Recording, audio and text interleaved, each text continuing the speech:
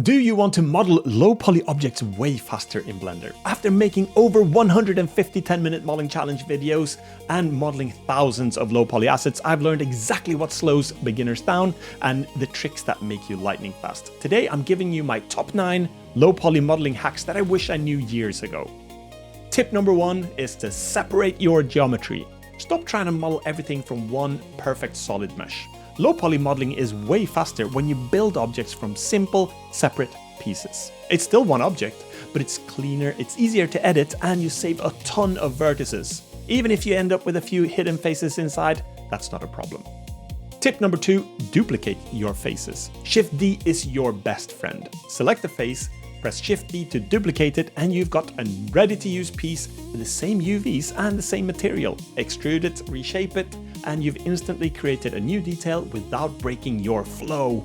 Tip number 3, the fast cylinder trick. Need an 8-sided pipe or cylinder inside your object? Duplicate the face, right-click, subdivide, loop tools, circle, and then you can extrude. It already has the right material and the UVs, and if you want a cleaner mesh, you can select the faces, press X, limited dissolve, and that removes those internal edges. Tip number 4, bending your pipes. To bend a pipe cleanly, place your 3D cursor exactly where you want to bend. The fastest way? Extrude a vertex along an axis, Shift S, cursor to selected, delete the vertex, and then use the spin tool on that face. Hold Ctrl to snap the rotation, and lower the steps if you want a more low poly look. Tip number 5, don't obsess over perfection.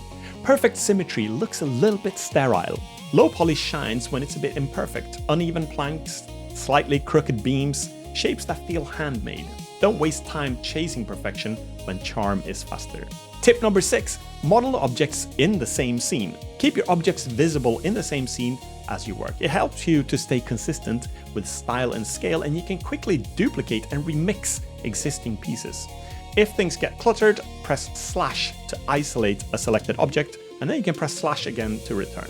Tip number 7, flatten areas fast. To flatten a surface, press comma on your keyboard and switch to normal orientation. Then you select all the elements that you want to flatten, press S to scale, and then press Z, and then you can press 0 if you want to make it totally flat. It's perfect. If you want to clean it up, press X and do limited dissolve, but just remember that this creates n-gons, and you can always connect edges manually if you want by pressing J if needed. Tip number 8, use a palette texture. This is my favorite low poly workflow. A palette texture lets you color everything instantly by placing your UVs on different colors. No detailed UV unwrapping, no blurry textures. All your objects can share a tiny single material. It's super fast, super clean, and perfect for game assets. Grab my free Imphenzia Pixpile palette texture and material from the link in the description.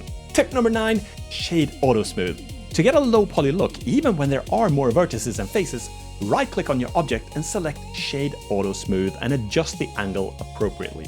This will give you a nice gradient shading to some of the areas with the illusion of it being fewer polygons. If you need more precise control, you can remove the Smooth by Angle modifier, tab into edit mode, select all the faces and right-click and ensure that you have Shade Smooth, and then you can go into Edge Select, select a few edges and right-click and select Mark Sharp.